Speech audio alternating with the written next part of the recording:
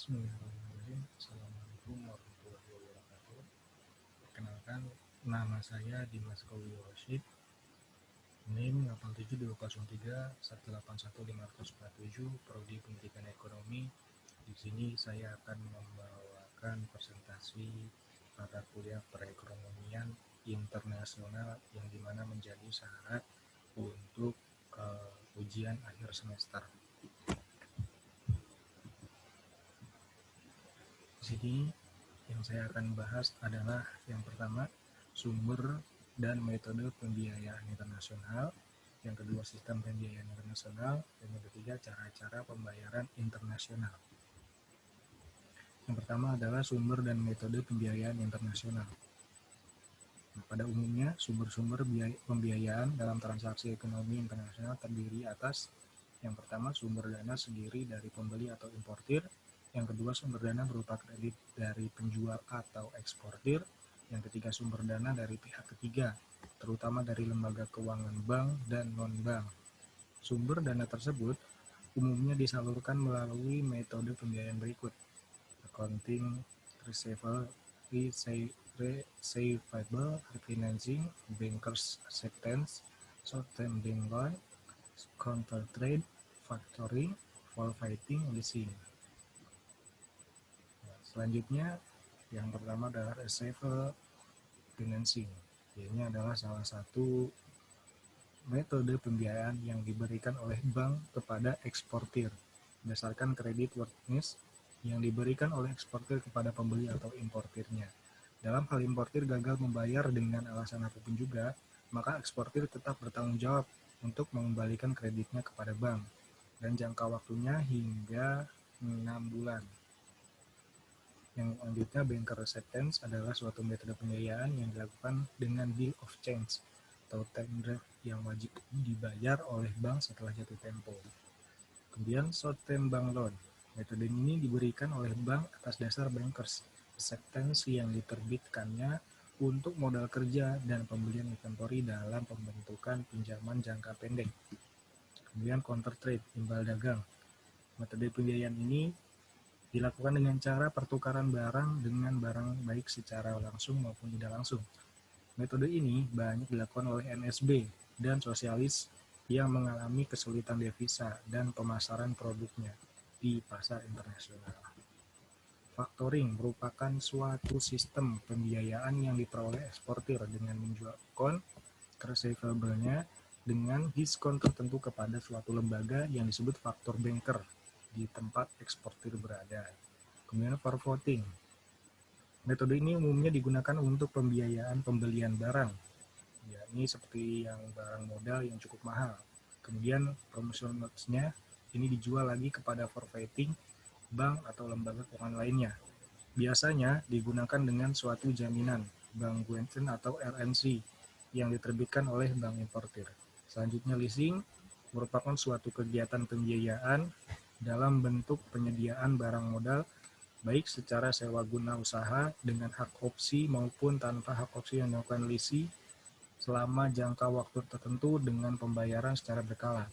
Manfaat utamanya adalah bahwa leasing dapat memiliki modal kerja yang memadai karena tidak harus menggunakan dana yang besar untuk penyediaan barang modal.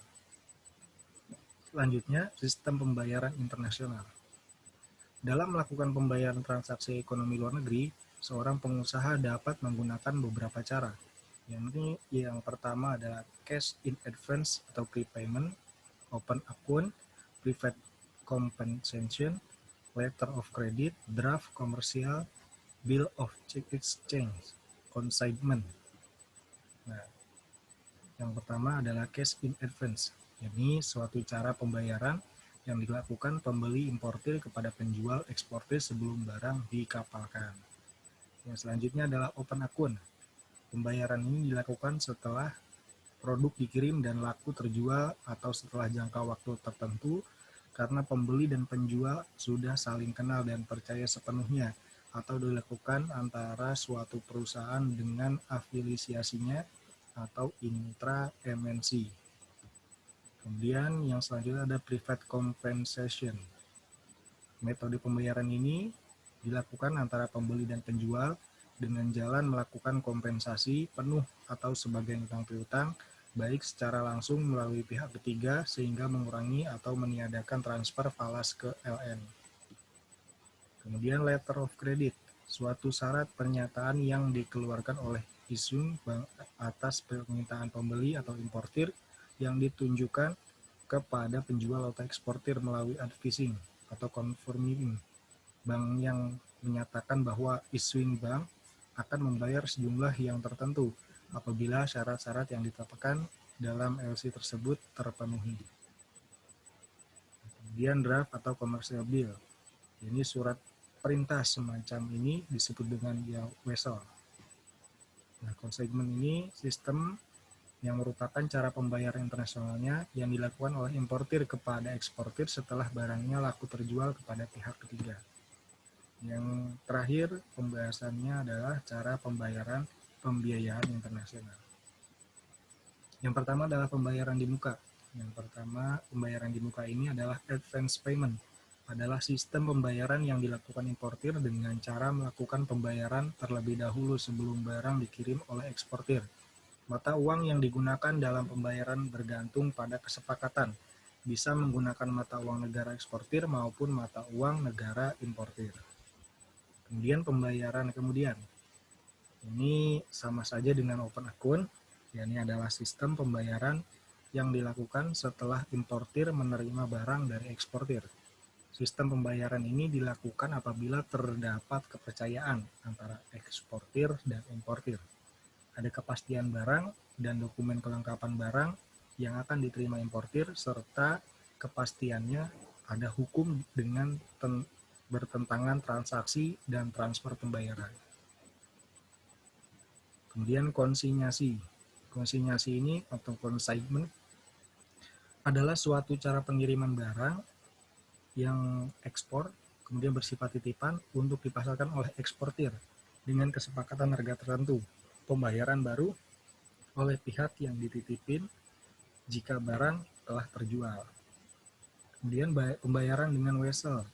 Wesel atau surat utang bank, bill of exchange, merupakan dokumen yang memuat pengakuan bank, promissory note, untuk membayar sejumlah uang yang tertera di atas wesel.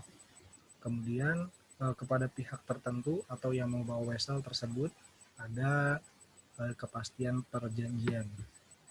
Kemudian pembayaran dengan surat kredit.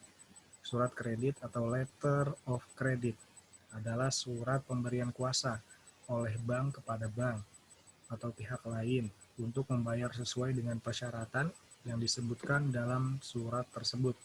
Sistem pembayaran ini merupakan sistem yang paling aman bagi eksportir. Kemudian pembayaran dengan emas.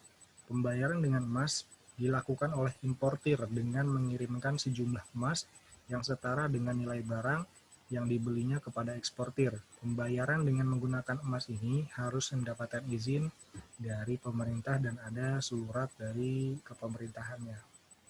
Kemudian pembayaran dengan kompensasi pribadi. Kompensasi pribadi adalah cara pembayaran dengan mengalihkan penyelesaian utang piutang pada orang penduduk dalam suatu negara atau penduduk tersebut yang berada di mukim. Nah, itu saja yang dapat saya sampaikan. Kurang lebihnya mohon maaf. Terima kasih. Assalamualaikum warahmatullahi wabarakatuh.